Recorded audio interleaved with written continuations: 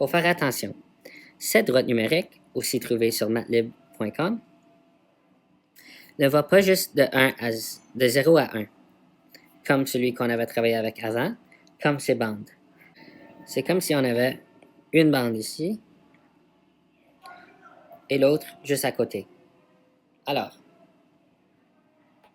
si je voudrais représenter 1 sur 2 ici, c'est important de savoir que cette partie de la droite et cette partie de la droite représentent deux différentes zones. Alors, si on voit des fractions telles que 4 sur 5, bien 4 sur 5, c'est une division de 1 entier en 5 morceaux. Puis on prend 4 de ces 5 morceaux. Alors, si je dessine sur ma bande en bas, 5 morceaux égales 1, 2, 3, 4, 5, ils ne sont pas super égales, mais c'est assez proche. Je peux maintenant les remplir. 1, 2, 3, 4. Voici 4 sur 5. Sur ma bande, je suis en train de diviser 1 en 5 morceaux égales. Pas toute la bande. So, ça devrait avoir l'air comme 1, 2, 3, 4, 5 morceaux égales. Là, c'est important de noter. Je divise en 5 morceaux avec juste 4 lignes. Parce que si je compte mes lignes, il faut que je compte déjà la ligne de 1. Parce que 5 cinquièmes est égal à 1. Alors, c'est 1 cinquième, 2 cinquièmes, 3 cinquièmes, 4 cinquièmes et finalement 5 cinquièmes. Alors, pour placer sur la droite numérique 4 cinquièmes, j'ai besoin de faire ces mêmes bonds que je viens juste de faire. 1, 2, 3, 4 cinquièmes. Alors, mon point, ça va aller ici. C'est aussi important de noter que le point de 4 cinquièmes sur la droite numérique devrait être en ligne ici avec le bout de la division en bas. 4 cinquièmes, c'est pas toute cette zone ici-dedans, c'est uniquement la fin de la ligne qu'il faut mettre sur la droite numérique. Ça, c'est 4 sur 5. Maintenant, pour rendre ça encore un peu plus compliqué, si on travaille avec cette deuxième fraction ici, maintenant, si on prend cette fraction mixte de 1 et 2 cinquièmes, c'est important de noter que le 1 est un entier en complet. Alors, le 1, ça va d'ici à ici, aussi 1. Mais ça, c'est juste la moitié de cette fraction mixte. Il faut également compter le 2 cinquièmes. J'ai mon entier ici, et là, pour le deuxième entier, je dois le diviser en 5 morceaux égales. 1, 2, 3, 4, à peu près 5 morceaux égales. Ça, c'est le dénominateur que j'ai pris pour décider combien de morceaux égales je vais couper ça. En combien de morceaux égales je vais couper ça. Maintenant, avec le numérateur, je vais remplir 2 des 5 cases. 1 et 2. Alors, cette deuxième bande représente 2 sur 5. Et la première, 1. Si je suis cette même logique sur la droite numérique, je commence avec 1. Je vais aller donc faire un bond de 1. OK, 1. Mais c'est pas juste 1. Là, j'ai aussi 2 cinquièmes. Pour trouver mes 2 cinquièmes, j'ai besoin de diviser de 1 à 2 en cinquième. C'est-à-dire avec 5 sections égales. Voici mes 5 sections égales. Là, j'ai besoin de compter 2 de ces 5 sections. Alors, voici, ici, on est rendu à 1. 1 et 1 cinquième, 1 et 2 cinquièmes. Je peux placer mon point ici pour représenter 1 et 2 sur 5. Maintenant, on est rendu à 1 et 4 sur 5. Alors, comme l'autre fois, je vais commencer avec le 1. Le 1 est facile, il faut juste remplir un entier.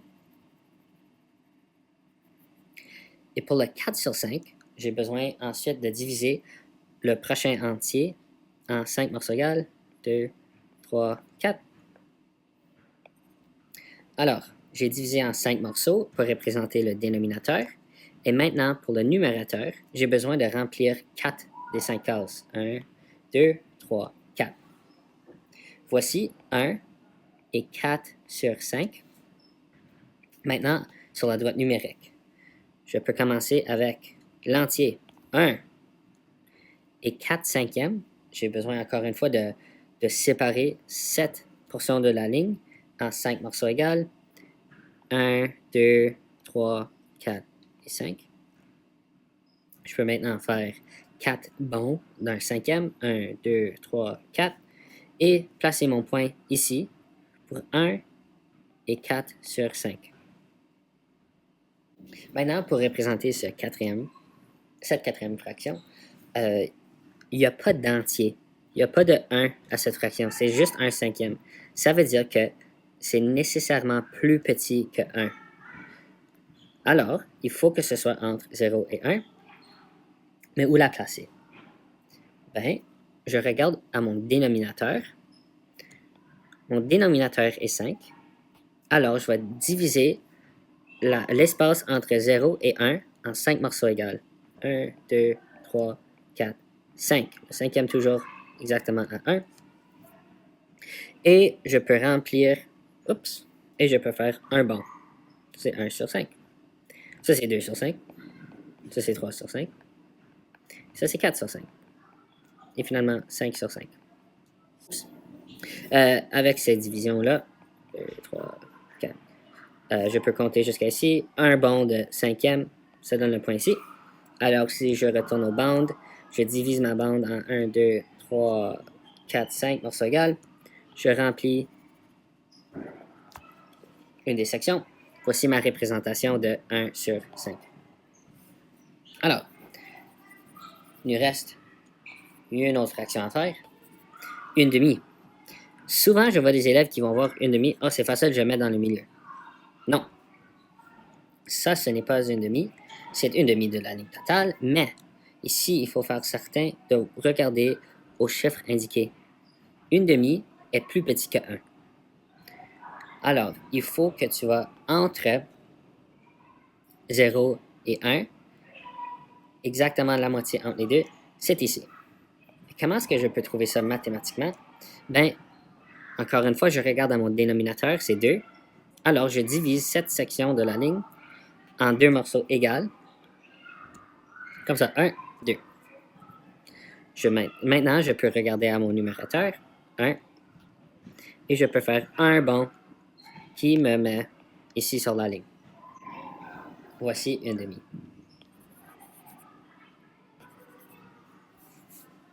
Maintenant, je vais commencer à aller un peu plus vite pour ce deuxième exemple. Ce deuxième exemple, je travaille avec des moitiés, des cinquièmes. OK. La première chose à regarder, c'est les numéros 0, 1, 2. Alors, pour trouver ma première fraction, je vais faire en bleu 1 et une demi. Encore une fois, je fais un bond total qui va à 1. Et là, pour trouver la deuxième partie, je travaille avec quelle sorte de fraction? C'est des demi. Ça me dit que j'ai besoin de diviser cette partie de la ligne ici en 2 morceaux égaux dans le milieu. Voici la ligne. Là, je regarde à mon numérateur, c'est 1. Ça, c'est le montant de bond de une demi que j'ai besoin de faire. 1. Celui-ci, ce bond, c'est plus 1. Celui-ci, c'est plus 1 sur 2, donnant un total de 1 et 1 sur 2. Et finalement, je peux placer mon point ici. Ce point qui représente 1 et 1 sur 2. 1 sur 5, il n'y a pas d'entier ici. C'est pas 1 et 1 sur 5, c'est pas 2 et 1 sur 5, c'est juste 1 sur 5. Alors, je travaille entre 0 et 1. Maintenant, je regarde à mon dénominateur qui est 5. Ça me dit en combien de morceaux séparer cette portion de la ligne. 1, 2, 3, 4 et 5. Combien de bonds est-ce que je fais? Je regarde au numérateur, un bond. Voici l'emplacement de 1 et 1 sur 5.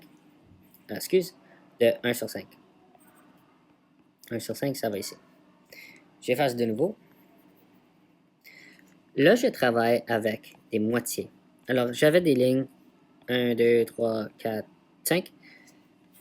Mais là, je travaille avec des moitiés, un dénominateur différent. C'est entre 1 et 0.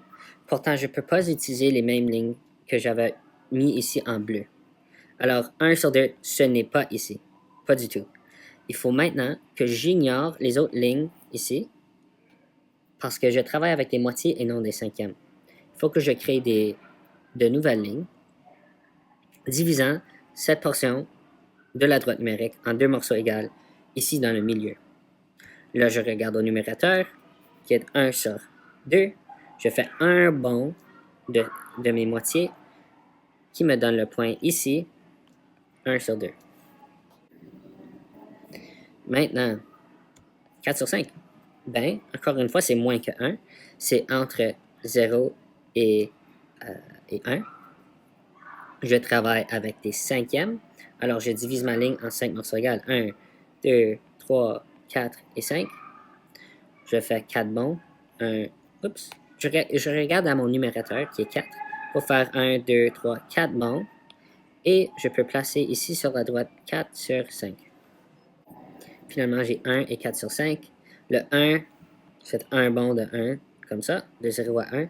Et maintenant, je travaille avec des cinquièmes. Je divise de 1 à 2 en 5 morceaux. 1, 2, 3, 4, 5.